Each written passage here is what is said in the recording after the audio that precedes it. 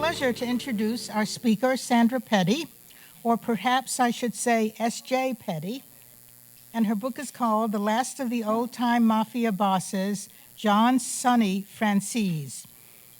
Her publisher suggested they not use Sandra because readers generally don't buy a book about the mob or the mafia written by a woman. The cover also reveals that S.J. is an award-winning investigative journalist, which is not an obfuscation. As part of Newsday's investigative team, she has won more than 75 awards, including 2 New York Emmys, most recently for the documentary American Gangster, which is part of the, Sonny Franzese series. She was a finalist for a 2014 Pulitzer for stories on police misconduct and worked on the 1995 Pulitzer Prize-winning series on police disability fraud. 10 of her awards have come from our press club, which is how I got to know Sandra, even though we both worked at Newsday for many, many years, but we barely knew each other. Right? There's a big Newsday presence here. 2 years ago, I was one of the judges in the People Profiles category for our Excellence in Journalism Awards. We were so impressed that we picked her series for the medallion. It was amazing to read and watch her and interviews with this 103-year-old gangster who had only recently been released from prison and lived in a nursing home in a wheelchair, which didn't stop him from trying to hit on Sandra. He was famous for not talking to the FBI or to the press until Sandra came along. However, his youngest son had testified against him, his then 93-year-old father, helping to send him back to prison. Sandra, on the other hand, is a graduate of Wellesley College, an American Studies major who grew up in Minnesota. However, her grandfather and her mother were journalists, so it must have been in her blood. After struggling with RSI for many years, that's repetitive strain injury for those of you who didn't have an experienced or known people who have.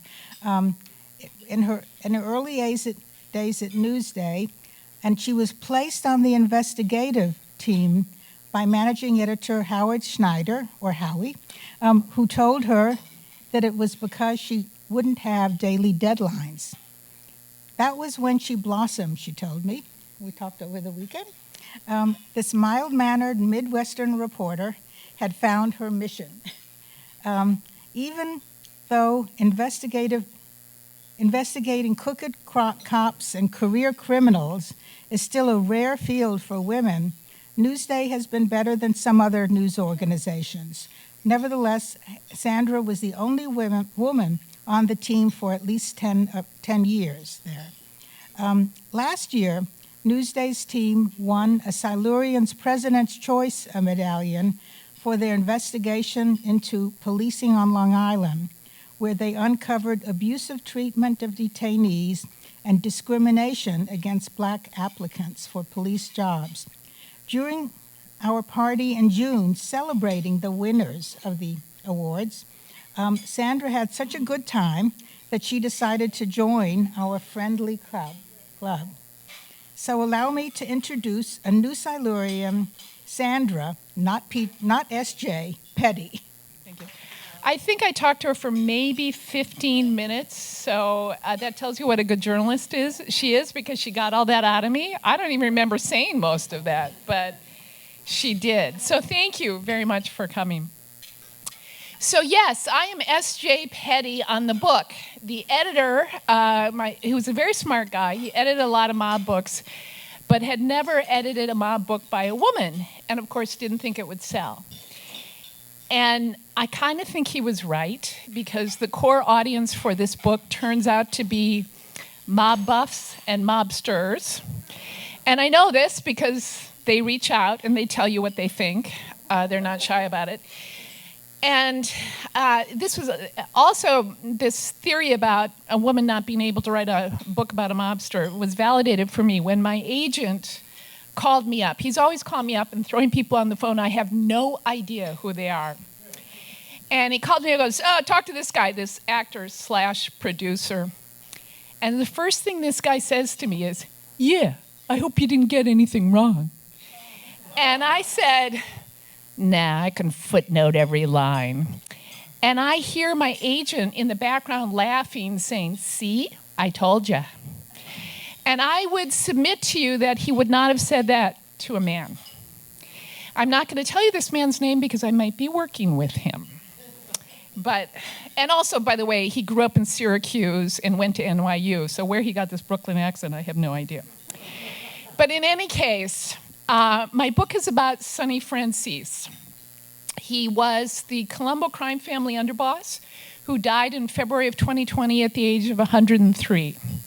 I interviewed Sonny multiple times, as well as 130 of his friends, family members, and enemies.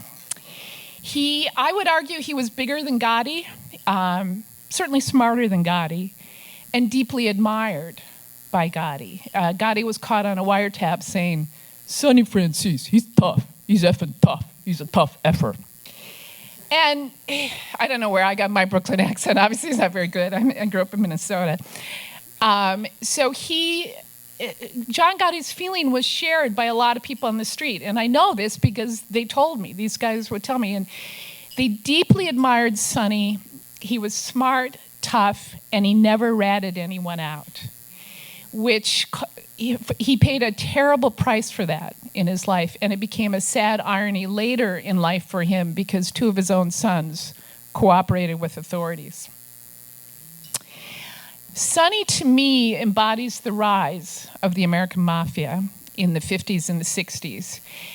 You probably have heard the story about Meyer Lansky, the mob's accountant, who was recuperating from a heart attack in, I think it was the Waldorf Astoria, it might have been the Plaza. He was in a hotel room, and he was watching the news, and a story came on about U.S. Steel, and he turned to his wife and he said, "We're bigger than U.S. Steel." That's not apocryphal. The FBI had bugged his hotel room, and they were in the next room listening. And Meyer Lansky was right. In the 60s and 70s, the mob was everywhere. They had insinuated themselves into all sorts of legitimate businesses, phone companies, unions, music companies, and Sonny was right there in the middle of it, and deeply influential on popular culture. And so I threw up this slide. I put it on at the last minute, because I wanted to explain what made Sonny a little different. As I said, in the 60s, that's when law enforcement kind of woke up, and Sonny became a top target of law enforcement. Court records quote an FBI agent saying J. Edgar Hoover would give his left testicle to get Sonny Franzese, although he put it a little more crudely. And I know from Airtel, FBI agents would write what are called Airtel memos. They're like telegrams about Sonny's daily activities, and they would go directly to Hoover. So here on the left, you see Sonny. This is in the mid-1960s in Manhattan, and he's going to one of his trials. And obviously, it's not a good day for him, but he stares right into the camera. On the right, you see Carmine Persico, and this is also in the 60s. This is a perp walk in Nassau County. Who, of course, later became the boss of the Colombo crime family. He covered his face, just as every gangster did in the day. But Sonny never covered his face. And I once asked him about that, and he said, "I just couldn't back down." But it also was like a thumb in the eye to law enforcement, so he became literally a top target, and they pulled out all the stops to get him. So, how did I get involved with Sonny Franzese? As I said, I grew up in Minnesota. I went to Wellesley. I really knew nothing about the Mafia before The Godfather. What happened was I interviewed Michael Franzese, who is Sonny's son from his second wife. It's actually Tina's son from her first marriage, so technically Sonny's stepson, but he really was Sonny's, Sonny raised him. Michael left the life after he got convicted of extortion and loan sharking. He became a Christian pastor and turned the mob into his own personal brand and speaks all over the world about the Mafia. So he came to New York to do a sermon, and I was interviewing him about the Mafia in the 1990s, and he says to me, yeah, after this I'm going to go up and visit my dad. He's in prison. He's 100 years old. He's the oldest inmate in the federal prison system. And knowing Michael as I do now, he was just dangling a shiny object in front of me, and he knew I would go for it, and of course I did, because he was trying to promote a TV show about his father that never happened. So in any case, I did do a story about Sonny. We went up to Devens, Massachusetts. No one was cooperating, and I had never met a mob boss before. So I, got dressed, I got my nails done, and I brought a platter of Italian cookies. And I didn't know which car was his, so I literally was running up after every car with my platter of cookies. And we go to his car, and we didn't know it was him because you can see there he's lost a lot of weight. And in his 90s, Sonny got a little porky. He was very fit. He was very self-disciplined. He didn't drink or smoke. But in his 90s, he kind of let himself go until he got sick and got thin. So I didn't recognize him, is my point. And I run up to the car, and there are two men in the front seat, and there's this older man in the back. And I say, these cookies are for Sonny? And he kind of jumped, but they said, oh, no, there's no Sonny here. I said, are you sure? And I remember the driver looked at me. It gave me this bemused look like, really? Cookies? And it turned out it was Sonny, and we got him at his daughter's house in Brooklyn. Well, fast forward a few years, I'm writing the book, and I call a family friend, and I say, will you talk? He's like, no, I want nothing to do with this, because, all these guys talk in 1 decibel, which is loud. And I'm like, okay. A year later, he sends me an email, and he says, I read the book. You got it right. It's great. I hope you sell 1 million copies. And P.S., I was the guy in the car when you brought the cookies to Sonny. So here I am 9 months later at the nursing home in Queens, where Sonny was living before he died, because no one in his family was willing or able to take him home. And by the way, this time the cookies worked, because he went to a medical appointment and we had to wait 3 hours, and we were getting ready to leave, and I go up to leave the cookies for Sonny, and one of the aides violated HIPAA and said, if you wait 10 minutes, he might be coming in. And of course he did. But here is Sonny. He's looking at a 1968 Life magazine article about himself. He was funny, smart, full of life, very proud of the fact that he had a full head of hair. And, I'll get to that later. Okay, so why do we care about Sonny? Why was he important? He knew everybody. Albert Anastasia, the head of Murder, Inc., was a mentor of his. When Sonny was wooing his second wife, Tina, he took her out to dinner, and Anastasia came over to say hello, and she was impressed. I'm not sure I would be impressed, but she was. Al Capone carved his initials into the countertop of the social club run by Sonny's father, Carmine, who was, like Sonny, a ruthless killer. And Frank Costello, of course, was a silent partner in the Copacabana, which was a favorite hangout of Sonny's.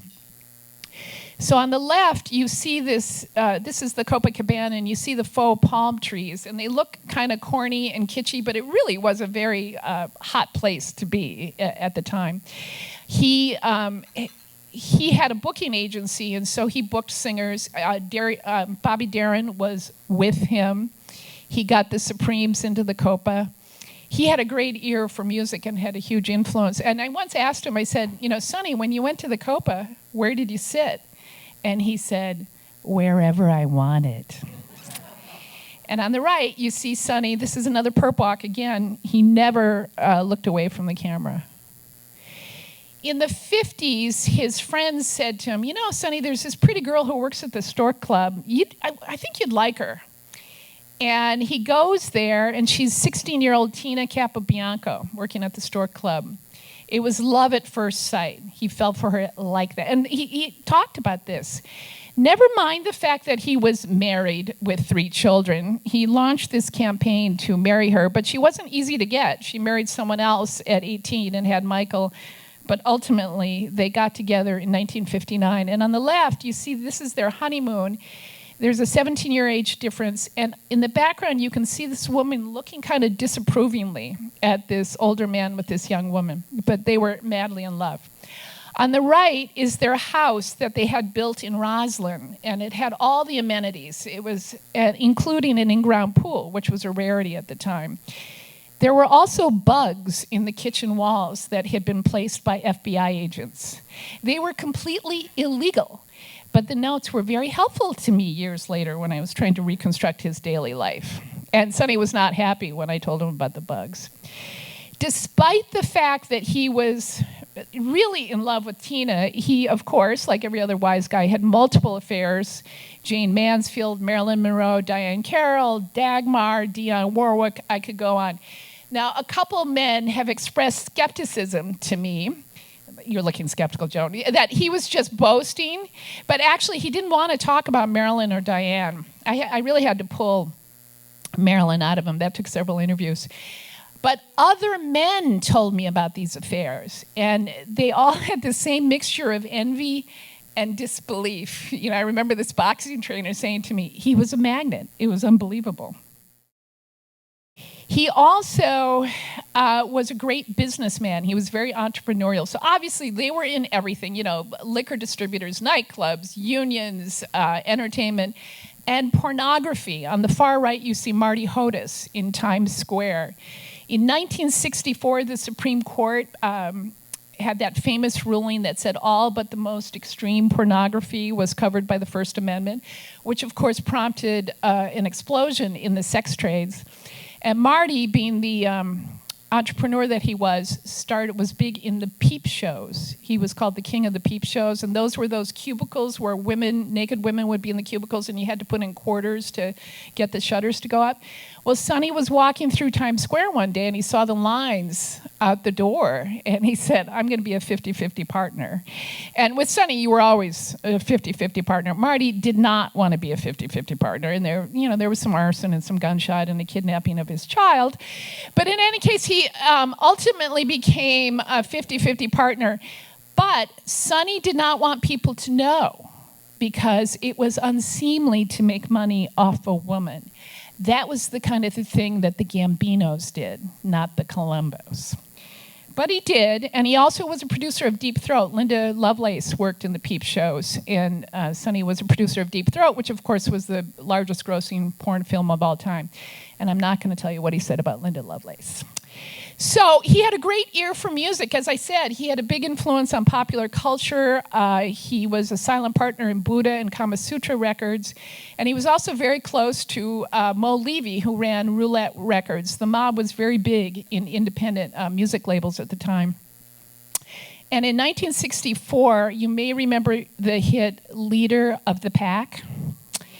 There was a parody song called Leader of the Laundromat that sold 900,000 copies. And Mo Levy didn't want to give the group, The Detergents, their royalties. And 2 of them wisely decided to leave. But Paul Vance, the songwriter, said, no, I want my money. And he hauls off and he slugs Mo Levy. Sonny was there, and he's with his buddies, and he says, the window, you dumb bastard. And they hang him out the window of the 11-story Brill building, which was not an unusual thing to have happen in the music industry in the 1960s. And when Paul agreed, when they said, you got to give him the royalties, Paul said, you got it. And they pulled him back up, and Paul and Sonny became friends. And this is a story that was that both Sonny and Paul told me independently, so it's not apocryphal.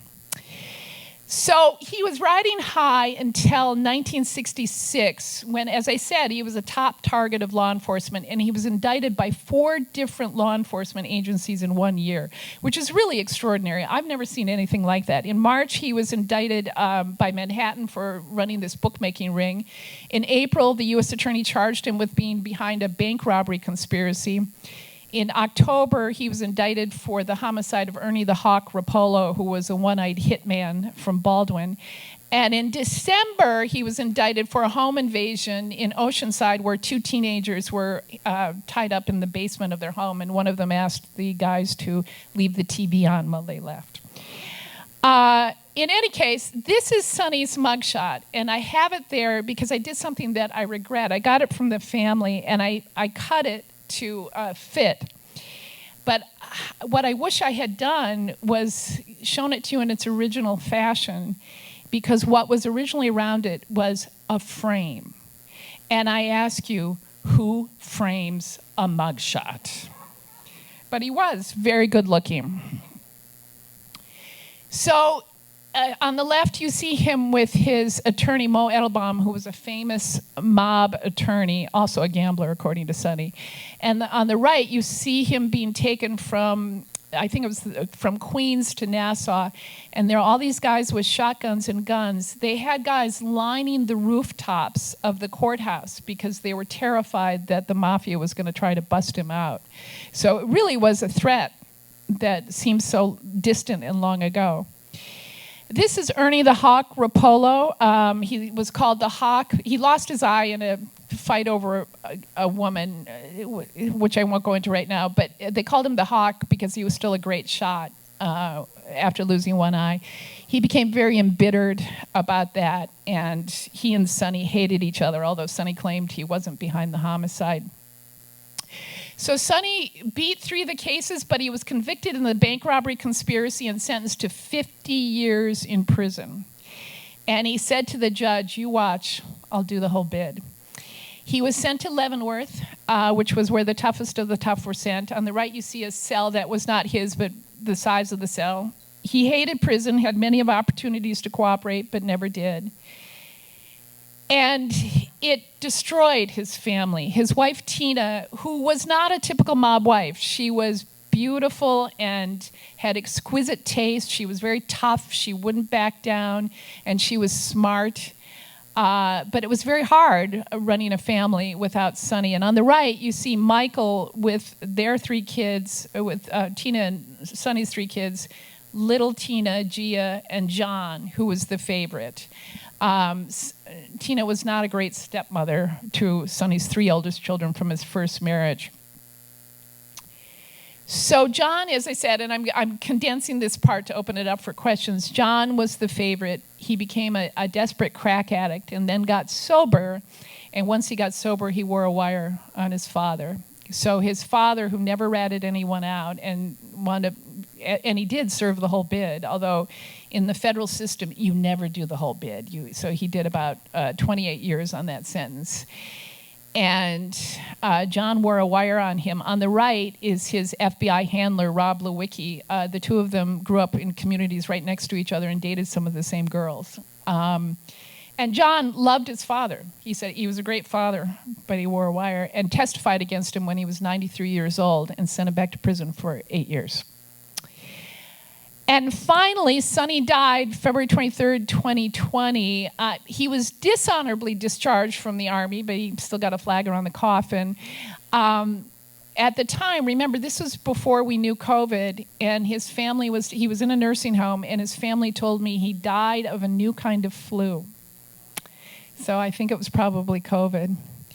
But he had a great life, and he knew it. And you can see on the right, it was typical of Sonny. He was funny, smart, charming, and is believed to have killed 40 to 50 people. So I tried to keep it short, so if anyone has any questions, you can ask me, but that's it. Thank you. Thank you. Thank you. Thank you. Yes. Were you ever threatened physically, or did you ever feel intimidated or threatened? Yes. Yes. I've been threatened twice since word got out that I was doing a book. And fortunately for me, my TV agent is a really tough guy, and he's very good at backing up bad guys. But also, Sonny, I had heard about it. Sonny had this look that was the visual equivalent of reaching out and grabbing you by the neck and holding you, you know? And at one point, I asked him about this loan shark by the name of Philly Vasari, and he gave me that look that I had heard about. And I'm thinking, I better look as dumb as I feel because I just stepped on a landmine and I have no idea what I did. So I just looked at him, and he looked at me for a few seconds, and then he like visually released me. He let go of the look, he decided I was dumb, and he moved on. But yes, they're bad people. They're really bad people. So, the answer. So what's the appeal for you to research and write about these people? Well, I don't write about I mean, look, I live on Long Island. You're going to have to deal with the mafia, so, right? But for me, the thing about Sonny's story, it's such an epic Shakespearean story. Here's a guy who never ratted anyone out. And the witness protection program was started because of Sonny Franzese. And yet his favorite son testified against him and had to go into that very program that was started because of Sonny. He was a man who loved his family, and they loved him, but they hurt him more than anyone. The contradictions of his life. He knew how bad it was to be in the limelight because, for most of us, if you've got someone who's jealous of you in the workplace, it's like, oh, okay, they're going to say something bad about me or whatever. In the mafia, that'll get you killed. And he worried about it, but he couldn't stay away from it. And it is that sort of combination of good and evil in one man, as bad as he was. And he was a ruthless killer. I mean, I read wiretaps where he talked about how you dispose of bodies and how he would coat his fingertips with nail polish so that he wouldn't leave fingerprints. And it goes on. And I mean, at one point I was reading a transcript and I said to my husband, these are horrible people. Well, duh, I'm writing about a gangster, but it's that duality of good and evil in one guy. And he also had a profound impact on popular culture, I would argue, through music and through movies. And I don't want to write about all these guys. Since the book came out, a couple of guys have approached me, and their stories aren't big enough, really. Well, anyway, that's it. So. Sandra, come on, you dangled us it in front of us. What did Sonny say about Linda Lovelace?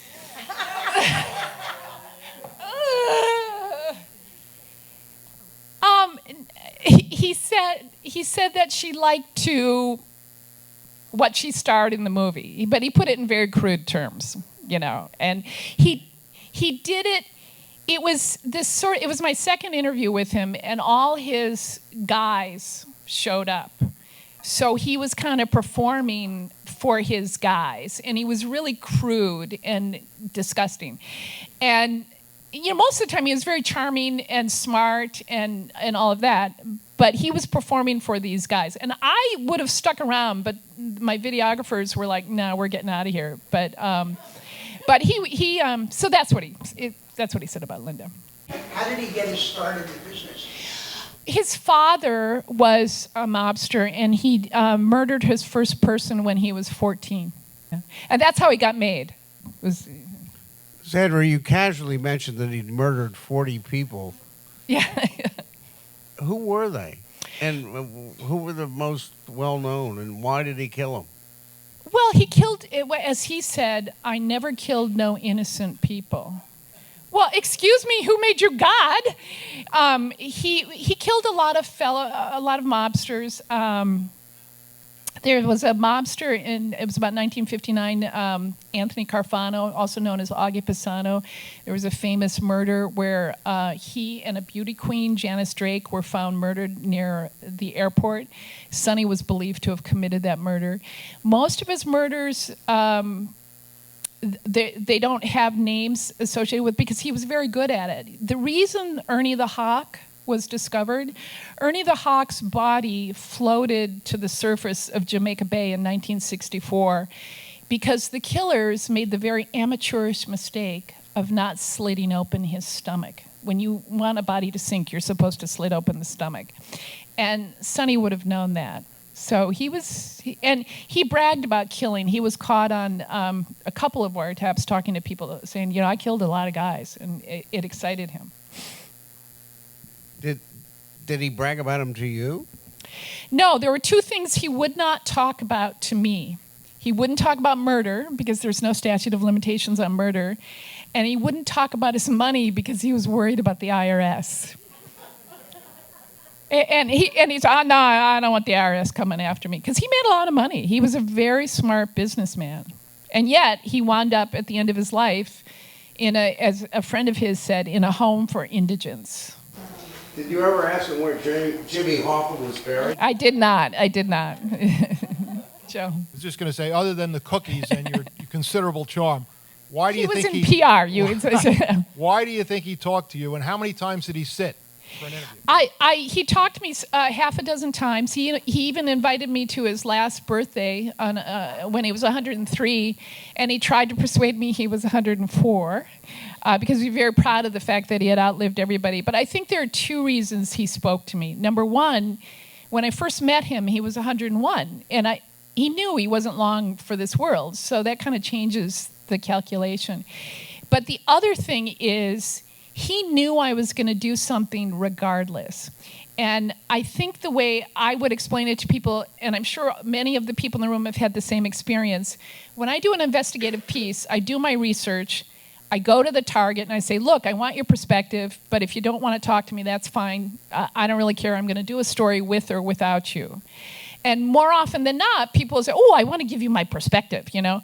Sonny knew that I was going to do something because there was a 9-month lapse between when I got him at the prison and finally got to meet him at the nursing home. And by the time I got there, I had spoken to 30 to 35 people. And you know, some of those people called him and said, you know, this reporter's calling about you. And significantly, he never told them not to talk to me. His daughter did, but he didn't, and he could have shut it down right there. And when I showed up, I had this notebook of pictures and clippings and all of that in effect was like a yearbook for him. When I showed him his rap sheet, it was literally like looking at a high school yearbook. He loved it. But he saw the depth of my research, so he knew I was going to do something with or without him. So, you know, at that point, you make the calculation, do I want to influence this or not? But I'm quite convinced he wanted his story told because, you know, wise guys never say anything directly.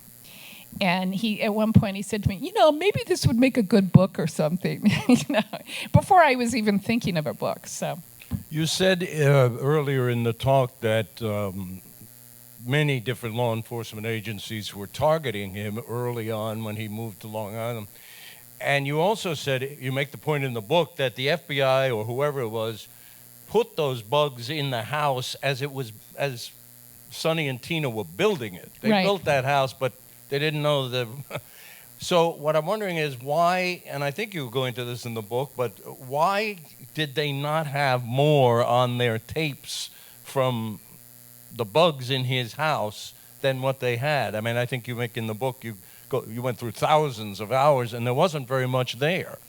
Well, FBI agents are not very good note takers. Seriously, you know, that's nothing much has happened. It's like, whoa! But they did take notes a lot about their fights because they fought a lot. But Sonny, even though he didn't know about the bugs in the house, he was so careful. Like Michael would talk about how whenever they would talk, he would take him into the bathroom and run water so that people couldn't hear their conversations. So, and he had several different phone lines coming into the house. So he was he never used the same pay phone twice. So he was just very, very self-disciplined about what he said in the house. So most of what they got were these fights between Tina and Sonny over money. They fought over money a lot. How did I deal with the moral issues of the people he had, what he had done in his life and who he had killed? I think that's a really good question because you don't want to glamorize a guy like this. And I can't help myself. I thought he was funny. I thought he was charming. But I tried very hard to include the cost of his life and to go through the whole arc of his life because really none of them ended up very well. But I think the way I dealt with it is the way all journalists deal with it, is trying to tell as full a story as possible. But you're right. I mean, that's a risk. How the Catholic Church treats mobsters. What was the dynamic there? Well, the priest who gave the eulogy at his funeral said that when he first met Sonny, Sonny said he had been away from college, or been away to college. That was the family's fiction about his prison time, and he joked, and he kept on getting paroled, and he would violate his parole, and so he said, and he kept on coming back from college, but I think the feeling of the church was, look, he's a sinner like anybody else, and we're going to hold his funeral. He did cross himself every time he got near a Catholic church, which was more superstition than anything. And when I asked him about the judge, and he said, I pray every night. And he compared himself to Jesus. He said he suffered more than Jesus. So there was a certain megalomania there. I don't know that there's an easy answer to that. How much of an influence is the Cosa Nostra today on our lives? Well, they're still around. They're absolutely still around. They're much quieter, much smarter. Sonny was a celebrity in his own right. You don't see Sonnys or John Gottis around anymore, but they're still deeply involved. These FBI guys, they just like to use you. They're big in the labor unions. So this former FBI agent is always saying, Sandra, you got to reach out to this guy, that guy. No, I'm not doing your work for you. But they're certainly in construction, and you see them a lot in government. They're still around, absolutely. Sandra, I wonder if you developed an opinion on the news coverage of him, because you know a lot more about him than could have been known back in the day. How did the papers and TV stations do with reporting on all these things in his life? They were all over him, thank God. And his real nemesis was former investigative reporter Bob Greene. Bob Greene, who he had worked on some federal committees investigating organized crime, he had very close ties to law enforcement, so he had some FBI files. And he made it his mission because law enforcement wanted to get him. And I quote him in the book because Bob Keeler, a former Newsday reporter, Pulitzer Prize-winning Newsday reporter, wrote a history of Newsday and quoted Bob Greene talking about it. And Bob was very much in line with law enforcement, saying, we got to keep these bastards out of here. So he saw it as a mission. But he also paid a price. He was threatened. His life was threatened. His son, 5-year-old son, had to be escorted to kindergarten by police in a police car. And so when Robert Jr. didn't want, that was sort of a buzzkill for his friends. And so when he didn't want to be escorted by a cop anymore, the police car would follow him to school. And actually, he told me recently his wife did not know that story from his childhood. So she learned some things about her husband from the book. Was that the hood in your neighborhood? Oh, yes. So Bob Greene wrote this story that was so great. The title was The Hood in Our Neighborhood, or The Hood in Your Neighborhood. And it was, he did it just to get under Sonny's skin. He had all this surveillance material from law enforcement, so he described his daily routine, and it's really a classic. He described him as looking like an IBM executive, because Sonny was different from the other wise guys. He didn't wear the velour, jogging suits. He was dressed like an executive, and he'd have a buzz cut, and he didn't have time for these long wine-fueled lunches. He would eat a date nut sandwich from chock full of nuts. And so all these details Bob put in the story, which really, and he did it to needle Sonny, but it upended his family's life because, he was exposed as a mobster and the kids got into fights at school and, it was hard on the family, absolutely. But there was a very deliberate effort to pressure him. At one point, John and his friend Jason, there was some graduation, I think it was Michael's graduation party, and they had it at a club and then another party at the house. And John and Jason got bored and they left and they walked down the block and there were FBI agents in a car and they had a shotgun in the back seat. And they told him, "This is for your father." So it was pretty brutal stuff. What eventually happened to Tina? Okay, I'm telling you the whole book. I hope you guys read the book. But Tina, as I said, was very strong-willed. She got fed up with Sonny because he was paroled 5 times, and he violated his parole every time by hanging out with felons. So she finally left him, but it was how real a separation it was because they were so intertwined. And she wound up basically homeless, living in her car with her dog and calling her former daughter-in-law, saying, please, can I come live with you? And moved in with her former daughter-in-law and died of breast cancer. And she had a stroke. She died at 77.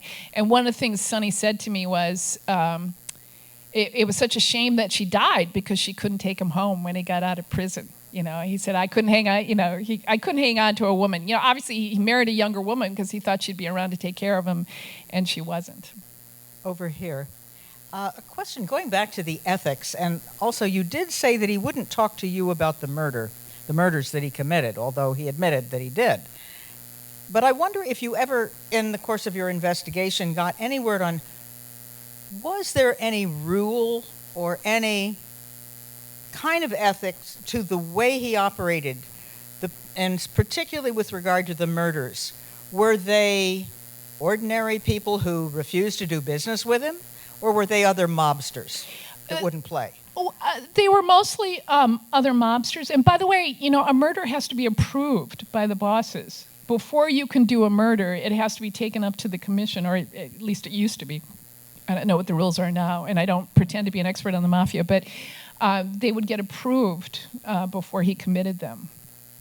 So that, and he was very much, even in the end, he very much was a follower of mob rules. I once asked him about omerta, and this is a guy who was very lucid, very sharp, very smart. Omerta, what's that? What's that? All of a sudden, he gets, stupid. So. You said he talked about politics sometimes, and there was an intersection. I want to add, that's question number 1, and question number 2, which I normally try not to answer, ask 2 at a time, is, can you tell us how everybody missed George Santos? Oh, I knew you were going to ask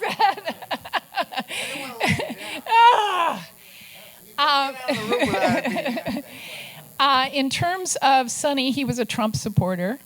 But he didn't vote, and at one point he asked me, and I said, well, we don't really talk about politics, and he could read that wasn't going to be a good place to go, so we didn't talk about it.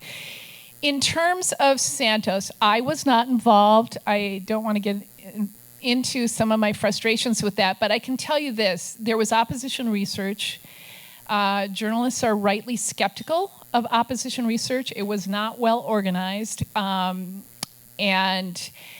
I think there was an assumption that Santos would lose because it had been a Democratic seat for many, many years. And then in May, the judge issued that redistricting ruling that threw everything up in the air and improved Santos' chances, not dramatically, but improved it. And I think it's really one of those classic things where they were focused on who they thought the winner was as opposed to the guy who had lost before, and it just slipped by. It's not a matter of resources, because now Newsday's got 8 or 9 reporters on the Santos story, and it's doing some good stories. But Newsday wasn't alone. I mean, everybody. And I did listen to the New York Times reporters who broke that story, and it really was a matter of their editor came to them after the election and said, we don't know who this guy is. We got to look into him. And they're like, okay. And they thought it would take a couple days. It took 6 weeks. And every time they discovered something, it was like, oh, he didn't go to Baruch. Oh, he didn't go to NYU. Oh, it was just sort of this cascading series of revelations. And it's just basic reporting. And kudos to them. Wasn't there a local news outlet? Yeah, Grant Lally, a weekly Republican paper on Long Island, on the North Shore of Long Island. And apparently it was known among Republicans that Santos was a little shady. And they wrote an editorial alluding to that, but they didn't break out all the things he lied about, but they were certainly critical of him. So yeah, and they deserve credit too. So thanks a lot, Alan. Hi, when I worked at the New York Post down on South Street, off Little Italy, I remember that there were guys who worked in the mailroom who were mobsters. I remember a couple of them disappearing. Any infiltration in Newsday? I'm not aware of any, but look, they're in labor unions, and we were the union up until recently that reporters were a part of were the Teamsters, and we all know that the Teamsters were involved with the Mafia. Mob guys are going to go wherever there's money. They love pension funds. I was startled. I was giving a talk a couple months ago, and I know this is true. A woman who worked for the American Cancer Society. The Mafia had gotten involved in the American Cancer Society in the early 2000s, and were just stealing everything they could. So wherever money is, they will be. Crypto, I'm guaranteed they're in crypto, guaranteed. I told you couldn't ask any bad questions, but he did it. What is your attitude about law enforcement? Could they have, they put them away, but some of their tactics are just as bad as the people they're trying to investigate in some ways. Oh, yeah. They were sneaky. Yeah. Oh, yeah. Did they have done a better job, or was it the Times that's created that culture on both sides? No, they still do that stuff. Are you kidding? They're, they still do. I think J. Edgar Hoover was embarrassed by the Appalachia raid, where, that raid in upstate New York. In fact, I know that's certainly been documented, and Robert Kennedy really pushed him to investigate the Mafia. So, yes, I think that could they have done a better job? I don't know. They got him, and he got sent away for 50 years. The judge in that case, by the way, Michael Franzese was behind this, threatened to kidnap his daughter, who's now a judge. And she won't talk about it. She says it's old news. But people were getting killed. It was bad, and it still is. Did he ever influence when he was in jail in his later days? Yes, he was a consultant to The Godfather. He was in jail while The Godfather was being made. And as we all know, Joe was just talking about the show The Offer, which is about how the producer of The Godfather had to deal with the Mafia in order to get the movie made. They had all these, now I haven't seen The Offer, but I've read the story that Nick Pileggi did about it at the time.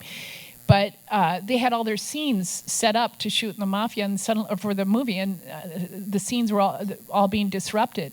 So they had to meet with Joe Colombo and agree not to refer to the Mafia in the movie. They hired a guy from the street, I think it was Luca, the character who played Luca, and they also had to pay consulting fees. And Sonny was a consultant on the movie in prison. He was getting money in prison. And I remember a guy I know who was a music producer was hanging out with some of Sonny's guys, and he was at a restaurant and with some of Sonny's guys, and suddenly a phone is walked over to him from the restaurant. This is before cell phones. And the guy says, Sonny Franzese wants to talk to you. He was in prison. And he somehow knew where this guy was, and he said, yeah, do me a favor, give this guy some work, blah, blah, blah, and he did. He did. So he in fact, Tina believed that he had a great time in prison. Because he was, and even when we went up to Devon's when he was 100 years old, these trustees come out as we're waiting across the street, and they say, oh, he's going to come out the back entrance. Oh, gee, thanks a lot. And we go to the back entrance, and then we think, no, he's not coming out the back entrance. But they were just doing that because they were doing a favor for the mob guy in prison, So he had a lot of power, and he still made a lot of money. But Tina spent his money, and that was, so in the end, he really didn't have anything. And most of these guys don't end up well. Unless you're, like Carmine Persco. The Perscos run Calavita olive oil. Is the house still in Rosslyn? It is. It's on Shrub Hollow Road on a very nice cul-de-sac. And we have to ask the FBI who's living there. It's a family. There was an Indian last name. I haven't asked them about it because my editor didn't want me to. But it doesn't look the same. It's been changed, but the house is still there. Are the votes? Thank you so much for listening. Thank you.